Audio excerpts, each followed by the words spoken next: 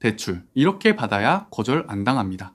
혹시 이런 경험 있으신가요? 신용 점수도 나쁘지 않고 소득도 있는데 대출이 거절돼서 도대체 이유가 뭔지 몰라 막막하셨던 분들 계시죠?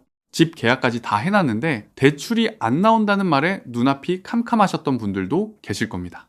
대출 거절, 본인에게 문제가 있는 게 아닙니다. 대출 상품의 조건에 부합하지 않았을 뿐이거든요. 오늘 이유와 해결책 한 번에 정리해 드리겠습니다. 안녕하세요. 부동산 대출의 모든 것 책 저자이자 담백한 대출 박순호 대표입니다. 대출 거절 사유 5가지와 해결책. 대출이 거절되는 이유는 대부분 5가지 중 하나에 해당합니다.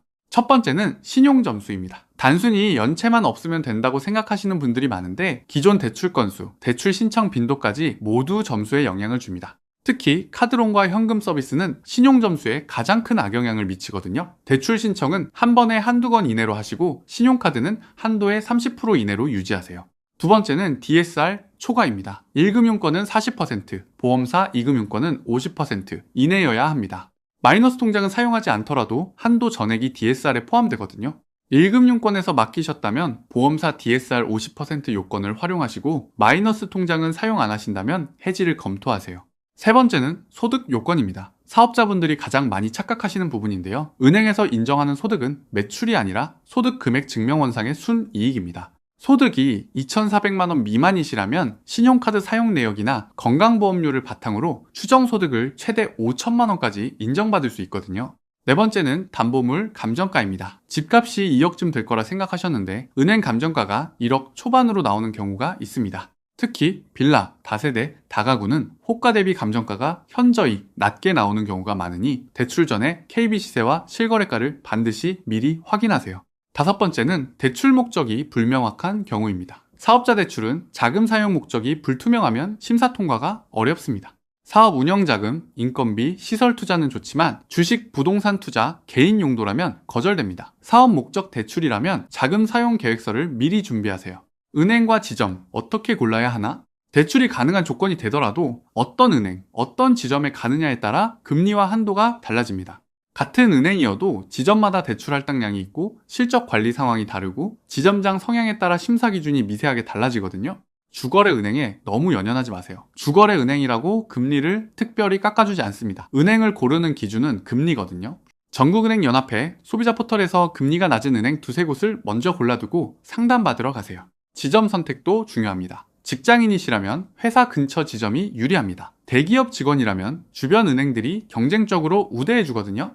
주택 관련 대출이라면 해당 부동산 근처 지점으로 가세요. 주택담보대출을 반복적으로 처리하는 지점이라 속도도 빠르고 상담도 수월합니다. 좋은 은행원을 만나는 법. 솔직히 말씀드리면 은행원 복불복은 있습니다. 하지만 좋은 담당자를 만날 확률을 높이는 방법은 있거든요.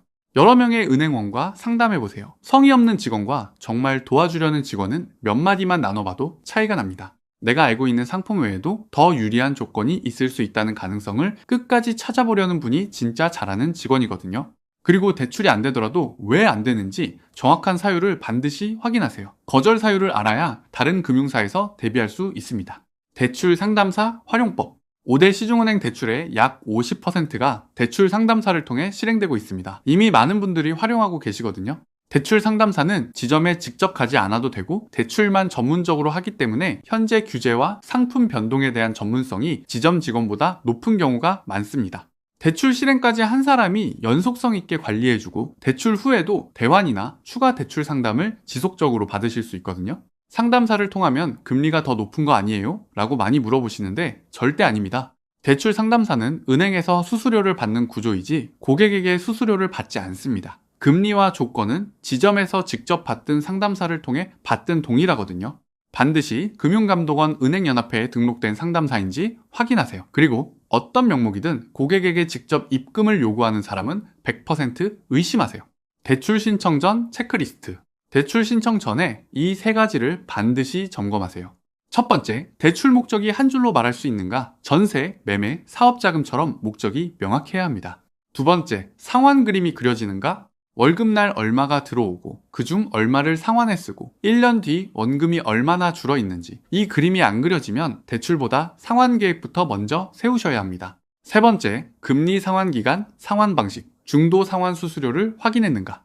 이 네 가지가 머릿속에 정리 안 된 상태에서 신청하시면 광고 문구만 믿고 움직이는 겁니다. 목돈이 생겨서 중간에 상환하거나 금리가 떨어져서 갈아탈 때 중도상환 수수료가 얼마냐에 따라 수백만 원이 달라지거든요. 대출 거절당하셨다면 무작정 여기저기 신청하지 마세요. 거절 사유를 정확히 파악하고 그 부분을 개선해서 다시 신청하셔야 합니다. 무작정 여러 곳에 신청하시면 신용점수만 떨어집니다. 혼자 고민하지 마시고 담백한 대출로 편하게 문의주세요. 10분이면 내 상황에 딱 맞는 대출 플랜 잡아드리겠습니다. 유선 상담은 담백한 대출 연락처로 카카오톡 채널에서 담백한 대출로 검색하시면 빠르고 전문적인 상담 받으실 수 있습니다. 도움이 되셨다면 좋아요, 구독, 알림 설정 부탁드리고요. 궁금한 점은 댓글로 남겨주세요. 감사합니다. 담백한 대출 박순호 대표였습니다.